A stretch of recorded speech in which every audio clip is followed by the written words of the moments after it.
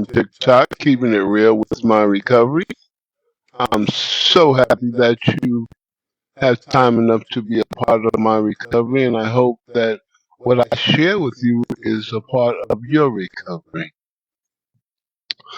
Today is Wednesday, January 21st, 26, and today I want to talk about living on life's terms. You know, in my addiction, I have created so much hurt and pain for myself and others that I didn't want to live on life's terms. I was trying to forget what was living rent free in my head over and over again. Why was these things living in my head rent free over and over again? It's because I did not put them to bed. I did not handle my business of taking care of situations that happened in the past. What I would do was I would medicate myself and not do the work on solving the problem or the issue and moving forward with my life. But recovery taught me to live life on life's terms.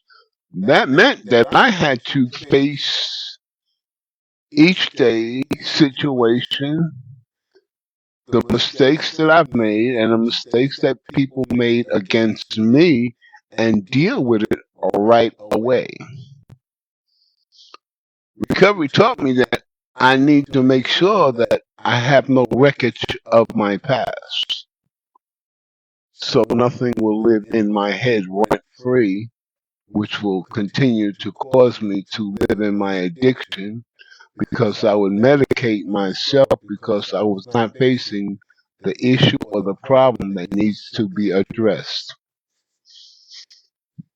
Recovery taught me that I must face my mistakes, I must face my fears, I must put these situations to bed and move forward and make good, sound decisions on dealing with issues and the problems.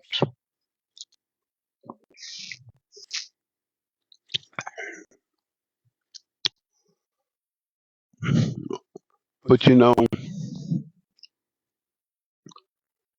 recovery gives you blessings in the beginning and then always. Sometimes quickly, sometimes slowly, but it always materializes if we work for recovery. And the blessings of recovery keep us moving forward and standing tall on doing the next right thing. You see, when I came from addiction and moved into recovery, I had to work on myself. I had to face my fears and I had to deal with the trauma that was done to me. I also had to deal with what I've done to others. Because in my addiction, I did a lot of stuff to people, and some of it just never registered with me, and I forgot about it, and I never said a word about it, and never thought nothing about it. But I was doing my dirt, my mistakes. And when I was working my program of recovery and cleaning the wreckage of my past, then all of a sudden these things that I did, they popped up in my head, and I didn't realize that it was like, oh my goodness, I did that too. And I wasn't feeling so good about myself. As a matter of fact, when these things popped in my head and I realized I did these things, then my feelings are hurt. because it made me think that I was a monster. It made me think that I was this bad, bad person, even more so than what the wreckage of my past showed me. Because I forgot these things, and it made me think worse about myself. But somebody in the program say, Robert, just do the next right thing. Don't focus on that. Just do the next right thing. And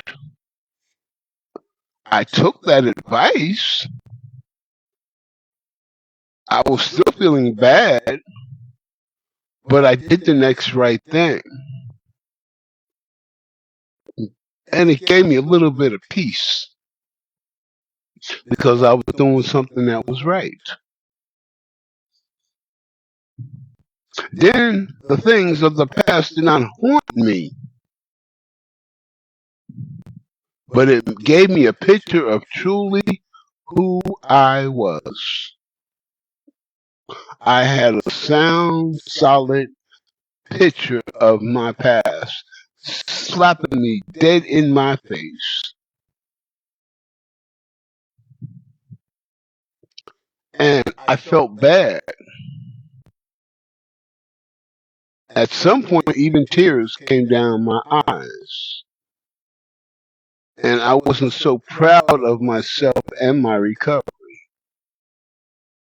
But here's where the program of recovery comes in and gives you exactly what you need. I was told by people in the program that has time, said, Robert, we're going to love you until you can love yourself. And that meant that I know you had looked at your past pains, your traumas, and the things that you've done to others, and you don't love yourself, you don't like yourself. You wish you would have continued down the road of addiction and destroy yourself because you finally realized just how much damage you've done to yourself and others. The realization came here. And recovery made it hit here.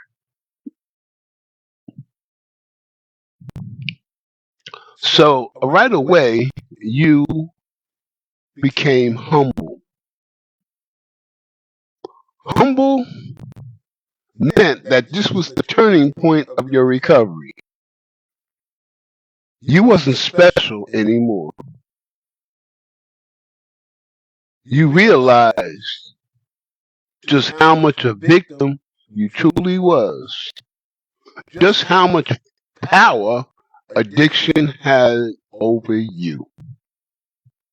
You realize how much of your life you have destroyed, and you was not feeling good about yourself. But being in the program of recovery, people stay close to you, walk you through the pain that you was experiencing and feeling, and telling you, Robert, I've been through it too. I felt like shit. I screwed up my life. This is what I did. And you say, what? You did that? That was worse than me. Wow. And he got recovery? I want to find out what he did to have the level of recovery he has today. And at that point in your recovery, you wanted what someone else had. at that point in your recovery, you wanted something that someone else had. So you move forward.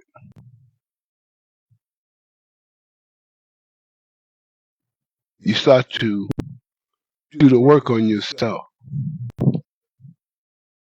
You realize that you had to get step one completely right. You had to have no doubt about step one. We admitted that we were powerless over drugs and alcohol, that our lives had become unmanageable. Meaning that you had no control over yourself once you put that drug into your system. Game over. And addiction lived rent free in your head, which caused you to get more, and more at all costs.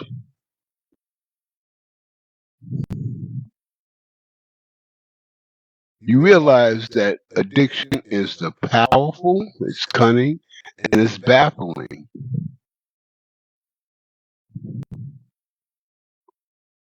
No matter how much information a person can learn about addiction, if they do not live life on life's terms, if a person doesn't pick up and use, then he's got hope. Recovery taught you that you are addicted. That once you put that drug into your system, that you have no control over your actions and your deeds. That you will do what you need to do to make sure the body feels that pleasure again, and again. And the longer you be in addiction, the more you don't care about what you do to get that drug or that drink. Because it doesn't matter. You need it, I want it, and I'm going to get it.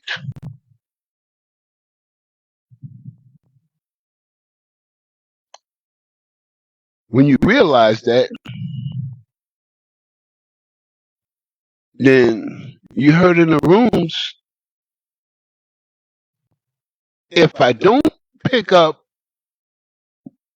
and take that first hit or drink,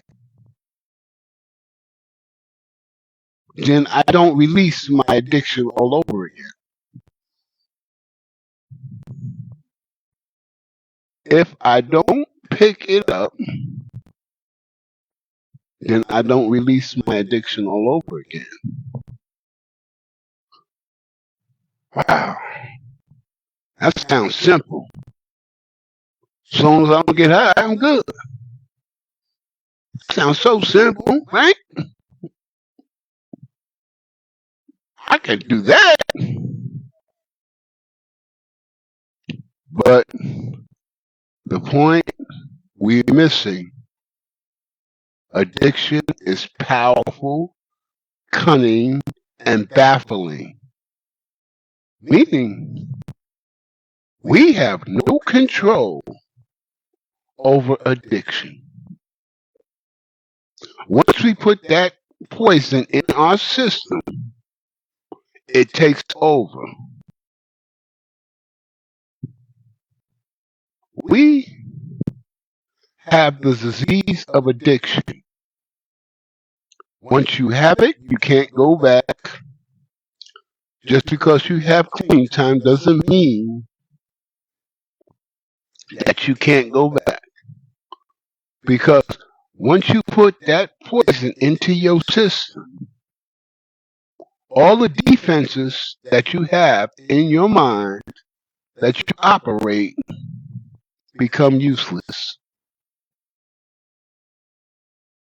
Because once that poison goes into your system, the body only wants you to send more down. And to let your mind know you need to send some more. It's about time you sent some of this down here. I've been waiting all this time. It's about time, and I'm so happy that you did. So now get me some more. Fast. That's why people that relapse fall deeper in the rabbit hole most of the time because of being ashamed that they messed up, they lost what they had, and their pride, their pride would not let them come back to recovery. And those are the ones that get past the first pull or the first drink or the first hit when they relapse. They fall further down the rabbit hole, and a lot of times they don't come back. Some relapse. Oh my God, I made them. Man, I messed up. No, I'm not doing this. No, I'm not going back down there rabbit hole no more. No, no, no. And they run back to the rooms and they say, I need help. I messed up. Tell me something. Help me. I'm scared. And then they must look at themselves and find out what they're not doing, which causes them to relapse. What they wasn't facing in their recovery, which caused them to relapse. Then you realize that relapse means I wasn't paying attention to myself. I duped myself to pick up. Sometimes relapse stops you from playing the game in recovery. That you relapsed because you wasn't there for the right reason. And the right reason is for you. I was there for my wife. I lost my wife. I was there for my kids. Lost my kids.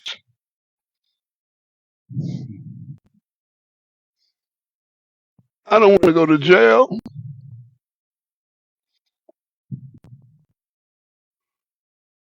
I don't want them to take me off probation and lock me back up. I don't want to lose my job. In recovery, they say, it doesn't matter how you get here, as long as you leave for the right reason, and that's you doing recovery for yourself.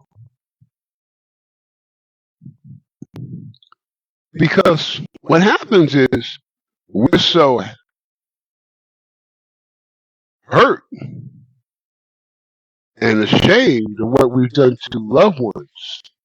If it was our wives, how we didn't pay the rent, taking her money, selling stuff, out in the streets, hustling, not being there for her and the children, just doing the most. And you feel, once you're in the beginning of recovery, you feel bad. So you try your hardest to stand tall and to let that person know, yeah, but I'm doing it now. I got it. I got it. I got recovery now. I learned my lesson. But what we find out, it's not that simple. Recovery's not that simple. But our desperation of losing someone we love causes us to act in this manner which is a defensive mechanism in recovery. This is Robert Goodman, keeping it real here with my recovery on TikTok. I'm so happy that you joined. How y'all doing this morning? You know, I overslept. I had to jump out of bed and come right to you this morning, which is very rarely. I'm usually up at 5:30 in the morning every morning, but I was up late last night and I was doing work on my new channel on YouTube, The Power of Addiction. I created a channel whereas we have information, medical information, we have information from TED's talk on here. We have motivational speakers there on there. We have my videos about recovery, other people sharing their recovery, and we have some great news about some of the things in addiction that is happening around the world.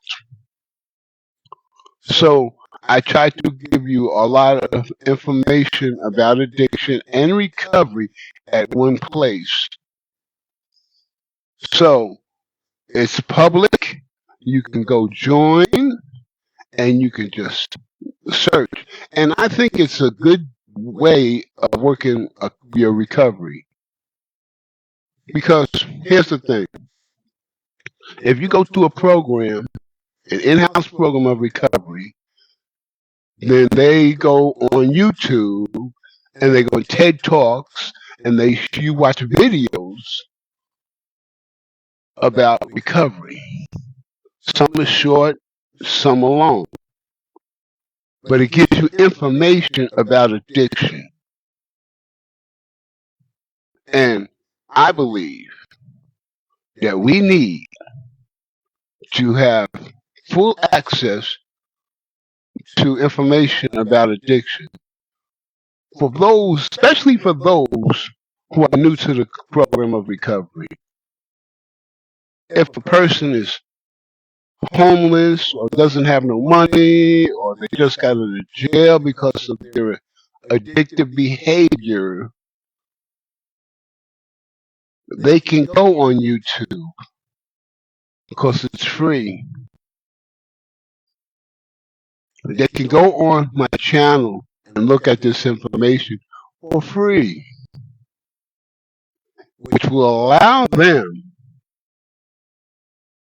to look at their addiction in the right way, which may help them come into the direction of recovery. That's why I created The Power of Addiction on YouTube channel by Robert Goodman. So let's get back to it. Now, let's move forward. Let's move forward. Okay, now you're in recovery. You know, you're feeling good about yourself. You done clean the wreckage of your past, and you're having things now. And people are looking at you and say, "What? You want drugs? You did all that? No, I don't believe that. No. That's not the person standing in front of me." But you feel good about hearing it like that. But what it is it's the truth. You're a new creature in the program of recovery. Your addictive behavior, you put it to bed.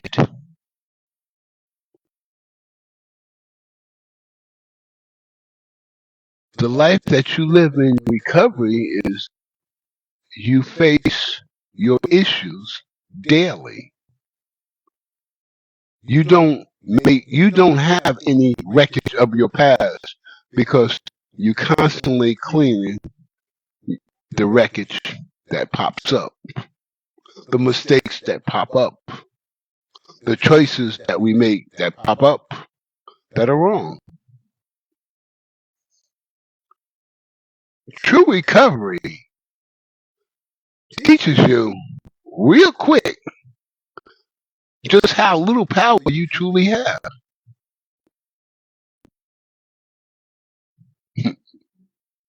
When I truly got recovery, I found out just how much I thought I was. Here, let me explain. Let me explain. Go back to my past. Okay. Now, in my addiction, I'm gonna say in my most of my addiction, I had the ability to stay high. I've always had enough cocaine to keep me high. One time I was high for 5 years, one was 7 years, one was for 18 months. And these are continuous times because my fear was running out. I was truly addicted. My fear was running out. So I put myself in a position to make sure that I would not run out.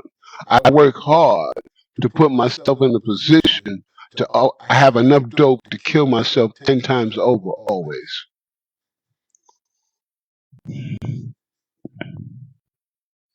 Which caused me to feel that I had some power.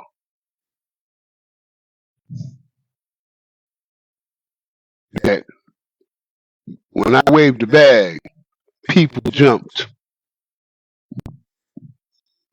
Robert got what he wanted because he had the dope sack. Robert didn't really sell it to anybody. I mean, there was a period of time that I was selling, but it wasn't like it was a mandatory thing that I had to do it. I just did it because it was part of the game. And I like having the God complex, meaning that people kiss my ass because I had dope. Women told me they loved me because I had a sack. I had dope and money. And when you hear it enough, you start to believe the lies. This is my truth. In my addiction, I believed the lies.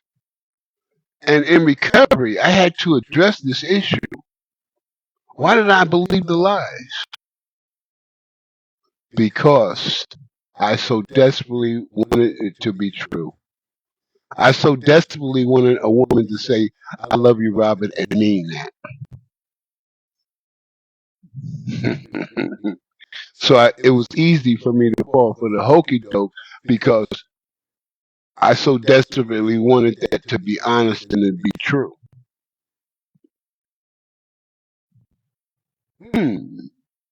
Real talk, ain't it? And me being in recovery, I heard stories and I heard women share their truths about what kept them out there longer than normally because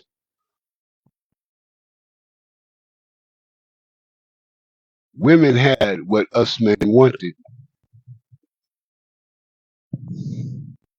And here's the thing, is some type of way in our brain, we thought having the sack, the music, and the party was the ultimate pleasure to have. And the woman played the role because she got what she wanted. And in the end, she walked away with dope and money and went about her business to do whatever she chose to do.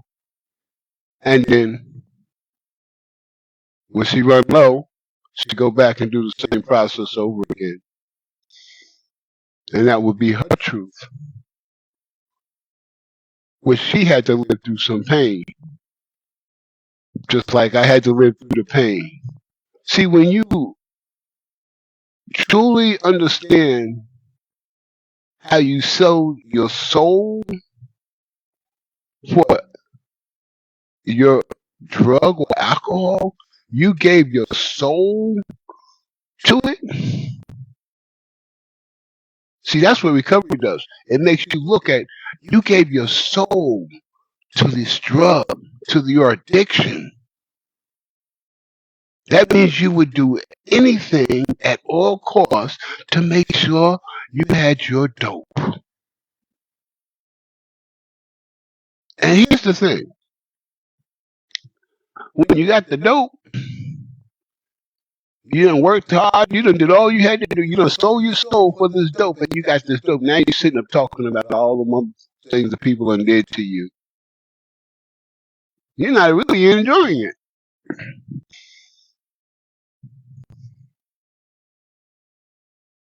Addiction turns it into a vicious cycle.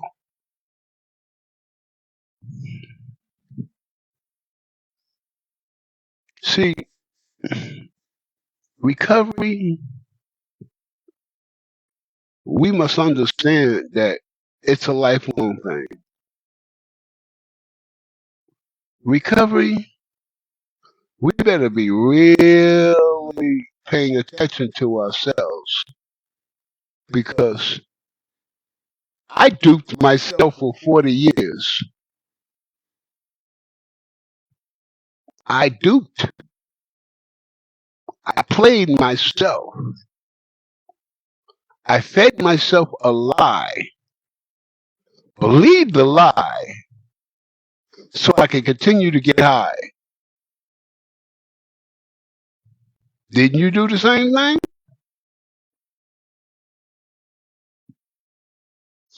That's when you realize that addiction is powerful, cunning, and baffling.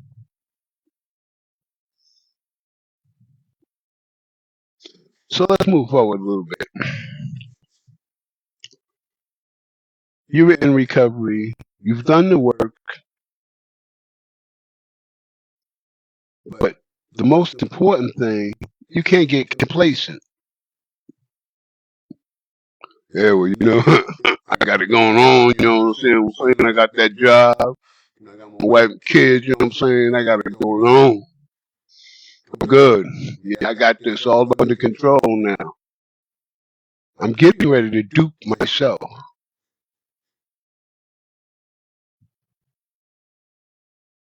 My addiction is setting me up to use on the sneak tip.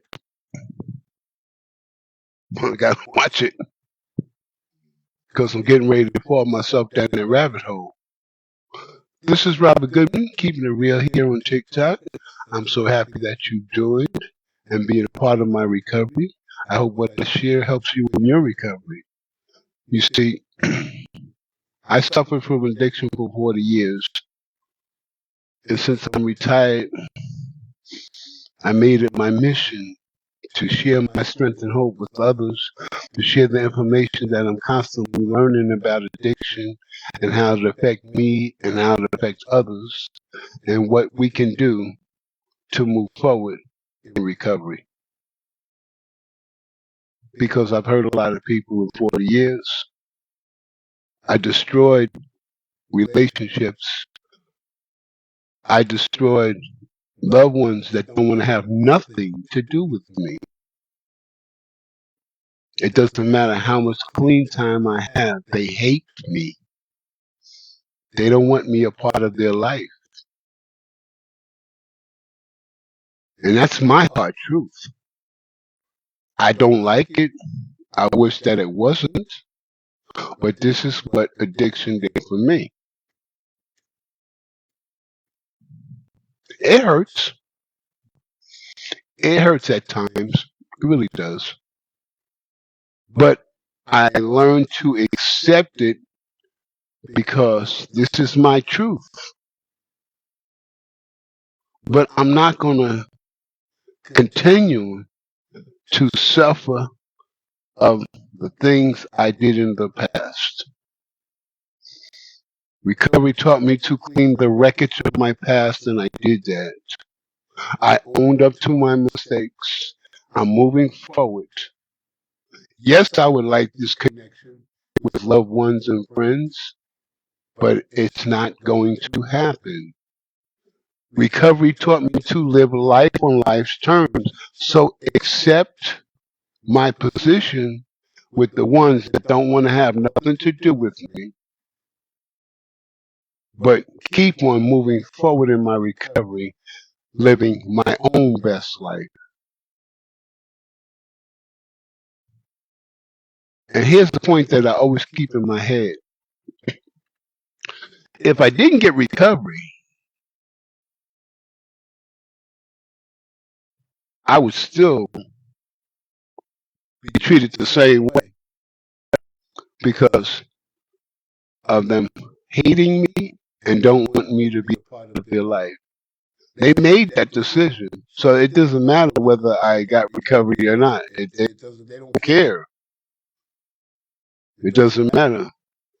That's edged in their stone. That's what they believe. That's what they're doing, and there's nothing that I can do about it. But what I can do is clean my side of the street, keep the focus on Robert, and live his best life. And the life that I built for myself, I'm very proud of because it took a lot of work because I had 40 years worth of shit to deal with. And since I dealt with all this stuff, I don't never ever want to go back down that rabbit hole again. Oh no. The stuff I did to my own self,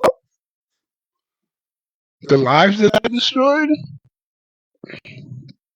oh, I never want to go back down that rabbit hole. Not for a fleeting moment of pleasure,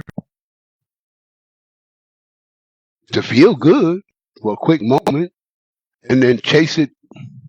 It's like, you ever notice in the dog track race, they got the dog and they got the thing running in front of the dog, and the dog's running after it.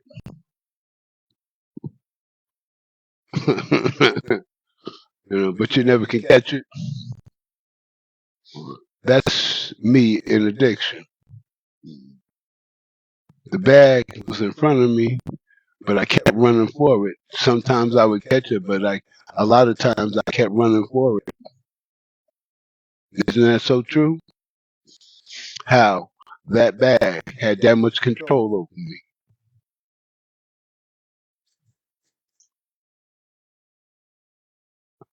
The last thing I want to say is this. When you being a man, listening to the pain and women living in their addiction, and you hear them share their truths in a meeting setting, that they're being honest with themselves, and they feel it's a safe place where they can be honest about what they've done to themselves and others, made me, Robert, have compassion for women. It made me look at myself the way I treated women in my addiction. So my whole attitude changed. I respected women. I didn't treat them that way anymore.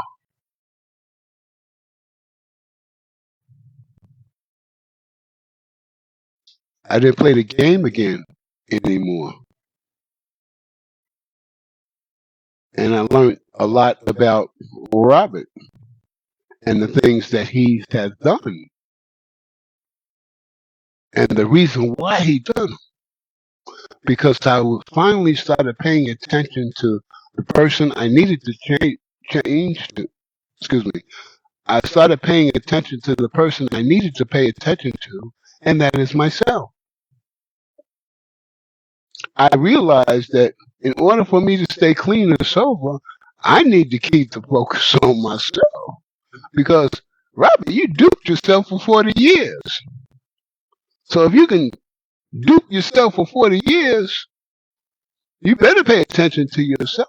Because you can make it so easy for you to fall back down that rabbit hole if you're not paying attention and don't even realize it. And what you do is you got a pipe in your mouth. I'm gonna give you an example. Since I have had some years in recovery, I've heard a lot of stories. And this story I hear over and over, the same type of story over and over and over and over again. Boy meets girl in recovery program. Both of them don't even have a week. They start associating with each other in the recovery program. They start liking each other in the program of recovery. They start to feel good that someone is paying attention to them. That in all the pain and all the hurt that they've done to themselves and others, that somebody truly sees them. So they think. This is where addiction is cunning, baffling, and powerful. This is where this comes into play. So now you feel that the man or the female that's giving you the attention, that it's honorable and it's true. That you're going to stand tall together. So you'll start to like each other. The program says don't create no new relationships. But you say, I got this. I know what I'm doing. But you don't know that addiction is cunning, baffling, and powerful. You didn't realize that yet. You haven't learned that information yet.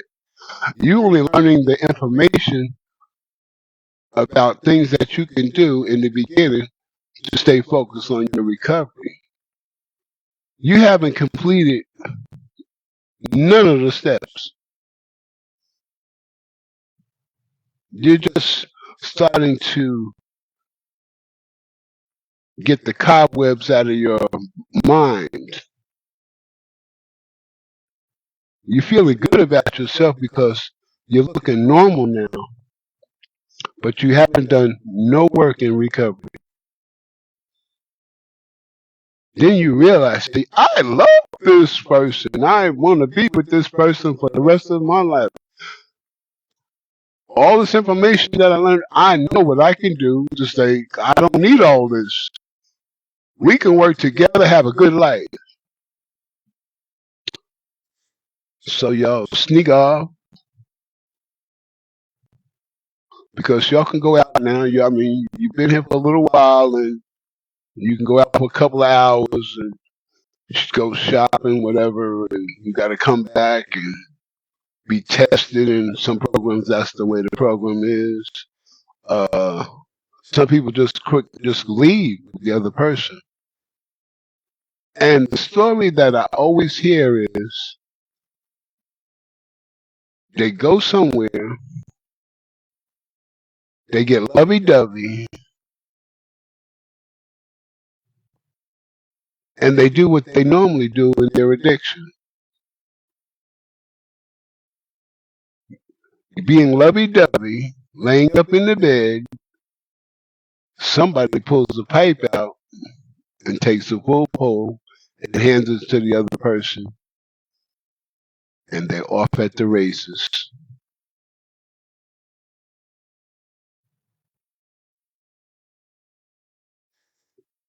Addiction, powerful, cunning, and baffling. And here's the thing. Now, you would figure that, okay, we both made a mistake. Well, so let's run back to the recovery. No, we don't do that. We got no tools in our tool belt. We have no place in our book. We have nothing. We just got here. We haven't found out the information we need to stay clean and sober. We didn't find out that addiction is cunning, baffling, and powerful. So our minds do what we normally do. In that case of our addiction, we fall back to the old way because this is what we're used to doing. Our bodies say we need some more of that. Your mind says, "Oh, we did this and this and this to get more, so we're gonna have to do the same thing to get some more."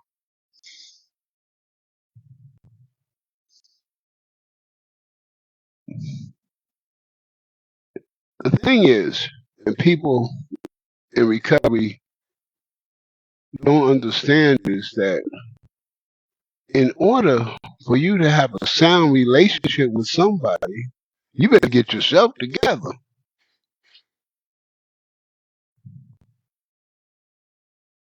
Because here's the thing. If I wasn't grounded or rooted in my recovery, being in a relationship would take me back out. It would. But since I did step work, I put recovery first, then I don't fall for the hokey doke. I don't dupe myself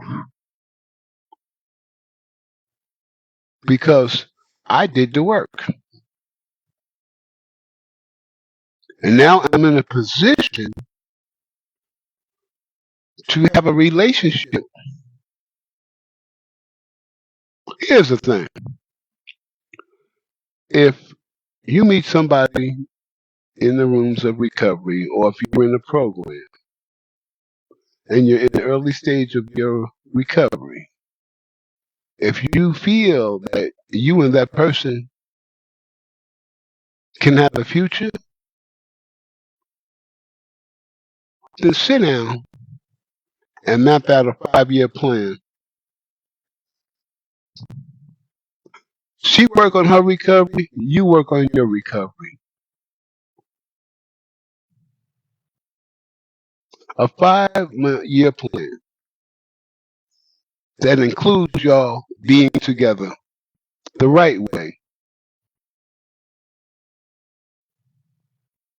That means you clean the wreckage of your past, you get a job, you take care of yourself, or if you got income coming in, you save. She gets a job, takes care of herself, and saves.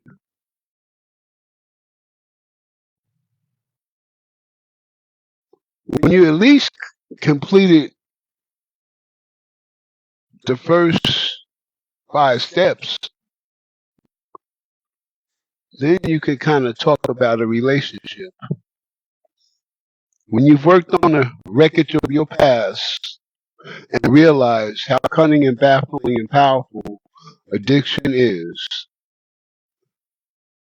that you find safeguards to protect your recovery. You find out what works for you to stay clean and sober. And when you have these tools in your toolkit and you have your plays in your playbook so you don't fall victim, you can move forward.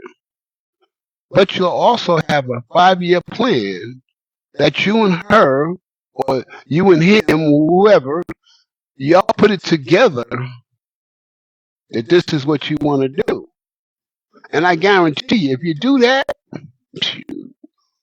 you're going to be like this for a very long time. But you did it the right way. You didn't let the desire of the body cause you to make a bad decision. Because When we think somebody really truly cares about us, this is what we've been searching on because we lived in our addiction. So nobody really gave a shit about us. We didn't give about ourselves because we was constantly deep in our addiction. We was hurting ourselves and others. But when you get somebody that's paying attention to yourself after you learn about all the pain and hurt you did to yourself and others, you take hold of it, you run with it, and you think it's love. But it's not. But if you think that this relationship can work, then put the 5-year plan together. Where she works on her recovery, you work on your recovery, you'll save money, so y'all can be together the right way. It's the same thing as normal people do. Two people, they go to college, they meet, they fall in love. He works on his graduate from college, she's working on her graduating from college. They spend time together, but they work, and then they create their careers. They made a plan, and they have a fantastic future because they accomplished what they did the work so they can be together to enjoy each other. So it's the same thing in recovery. Do the work in recovery so you can enjoy a sound relationship with the person you love. And you know it's going to be rock solid because y'all both jumped through hoops to get to this point. I hope what I shared today helps you with your recovery. My main concern is for you to live your best life, to keep the focus on yourself so you don't make mistakes. Because we're imperfect people and we're going to make mistakes. But if we pay attention to the mistakes we make, we don't make those same mistakes again. This is Robert Goodman. Just a quick reminder, I created a new channel on YouTube called The Power of Addiction. It has a doctor sharing their thoughts. There's people on TED Talk that's sharing their thoughts about addiction. There's my videos there. There's motivational speakers to keep you focused moving forward, challenging yourself to do better always. It's all right there. It's a formula to help you with your recovery. I hope you check it out, and if you know somebody that needs to, drop them a line and say, hey, check this out. Because it's free. And addiction, we need free to stay clean and sober. Y'all have a great and wonderful day.